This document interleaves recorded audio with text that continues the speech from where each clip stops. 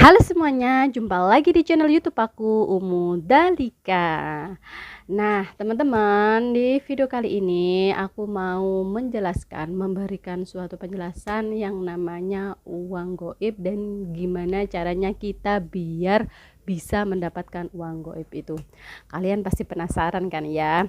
Nah, tapi sebelum aku jelasin buat kalian yang baru gabung dan baru menemukan channel aku ini, kita kenalan dulu dengan cara kalian tonton videoku, kalian like, comment, and juga bermanfaat kalian share. Dan jangan lupa kalian tekan tombol subscribe-nya, nyalakan loncengnya biar kalian tahu notif terbaru dari video aku. Oke guys, langsung aja nih ya. Jadi sebelumnya aku mau jelasin dulu apa itu yang namanya uang goib. Nah, kalian jangan berpikir yang tidak-tidak dulu ya guys. Ini tidak ada hubungannya dengan hal mistis.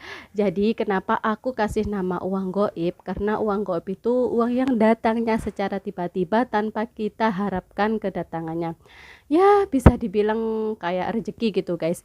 Ya, memang sih rezeki itu nggak harus tentang uang. Tapi kalau kita dikasih rezeki uang ya mana nolak ya guys ya. Nah, supaya kita mendapatkan uang goib itu, uang rezeki itu, nah, ada beberapa hal yang harus kalian lakukan. Yang pertama,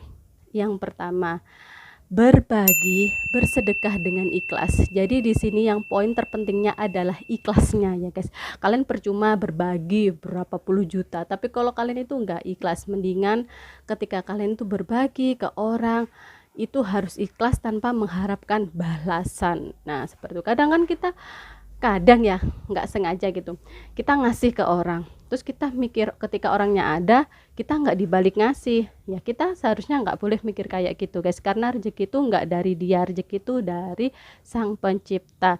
Jadi ketika kita berbagi ya udah sih ikhlasin aja, kita niat berbagi kita ikhlas, meskipun nggak dapat balasan dari orang yang bersangkutan yang kita beri, semoga aja kita dapat 10 kali lipat dari jalan yang lain, seperti itu guys.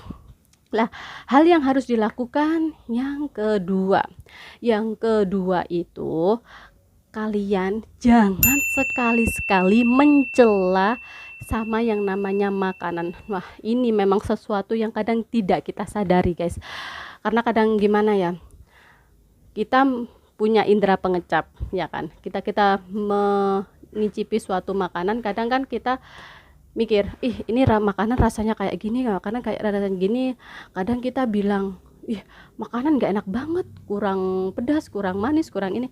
Nah seperti itu sebenarnya itu hal yang tidak perlu dilakukan ya guys ya. Karena ketika kita bisa mengecapkan, bisa merasakan suatu itu tandanya kita inti dalam posisi sehat. Coba kalau di luar sana orang yang lagi sakit-sakit pasti makan aja rasanya nggak enak. Pokoknya meskipun seenak apapun makanannya, itu pasti kalau orang sakit pasti nggak bisa ngerasain enak guys.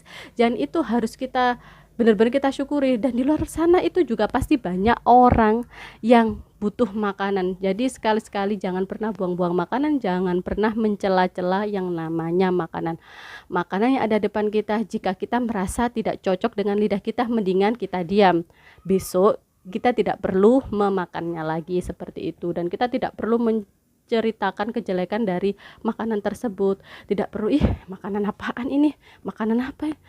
Yang lucu lagi itu guys, kalau misalnya kalian itu dikasih makanan dan kalian itu mencela di depan orang yang ngasih, pasti itu orang yang ngasih nggak bakalan ngasih kalian lagi. Ya seolah-olah kita nggak menghargai makanan itu kali guys. Seharusnya ya namanya dikasih ya kan, namanya dikasih ya kita bilang terima kasih, oh makanannya enak sekali kan.